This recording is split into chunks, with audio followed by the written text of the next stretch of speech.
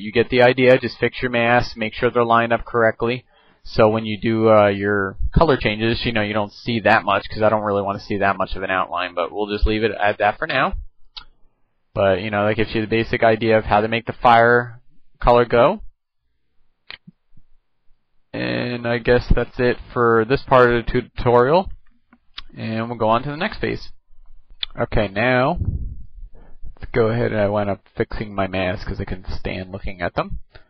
We're just going to go and add a camera first. Make it 35mm, hit OK.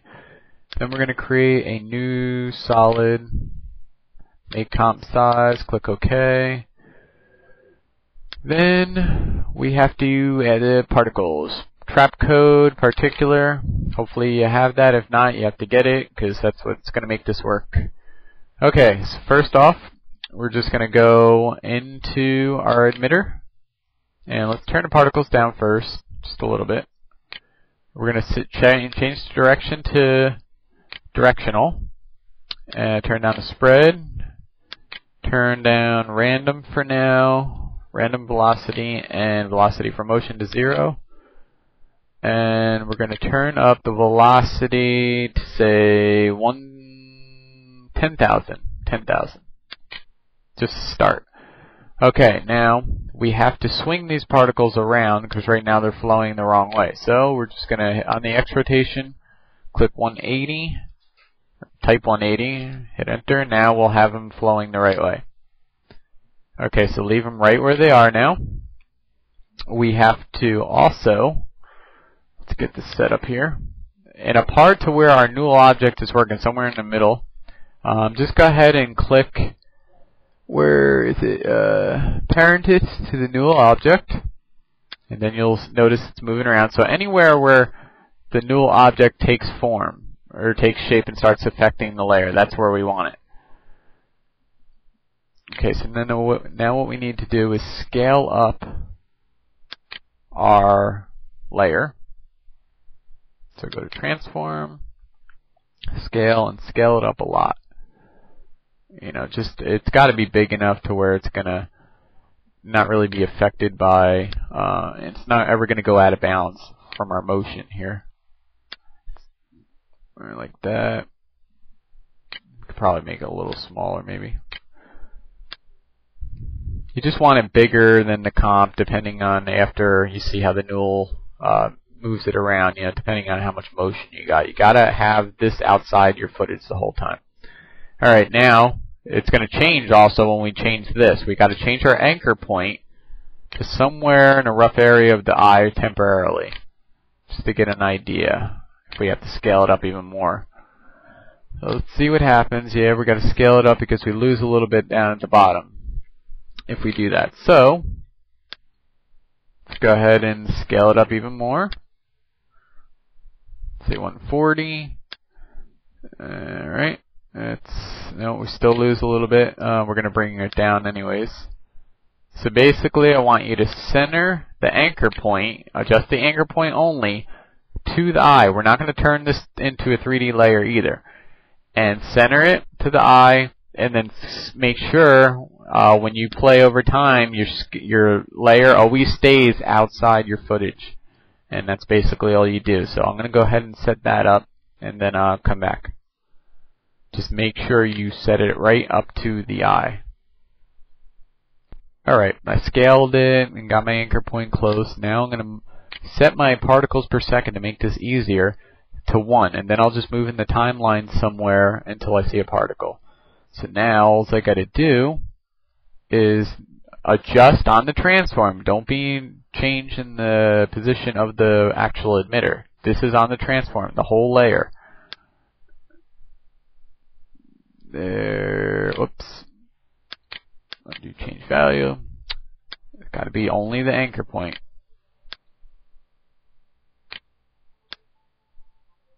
And we want this right in the center of the eye, maybe a tad bit above. Try to get it right. Okay, so now it's there, and you'll notice our particles will always stay on track. Let's try to get there. Okay, let's turn up more particles now. Zoom out a little bit so we can see. Okay, so now we have our particle on our eye. Now what we can do is, for fun, take our camera rotate tool, even though it's not a 3D layer, what it's going to do is rotate this, since our center point was right on the eye, it stays on the eye as you rotate it. So it allows you to rotate your heat vision any direction you need to go. And now we can go ahead and turn our particles per second up. Just don't turn it up yet. Just let's adjust a few things first. So let's set it all the way to say there, just to where we see some little bubbles and stuff. Okay, let's position this where we can see where the heat vision's going, so we always know where it is from his eye to the bottom or the side, wherever we have it shoot out. We want to make sure we have the edges visible so we can see what's going on over there. And don't worry about any of the other edges. Okay, so we got our heat vision particles going there. The speed, I like to set the speed a little bit quicker. 15,000, but for setup, I think it would be better just to start off at a lower speed, just to get everything set up so you understand how they work and everything. So let's go ahead and add a little bit more particles to this, just until the thing gets solid. You should be able to go ahead and do that, just to where it gets solid. Try it there. Let's go ahead and add, turn it into a cloudlet.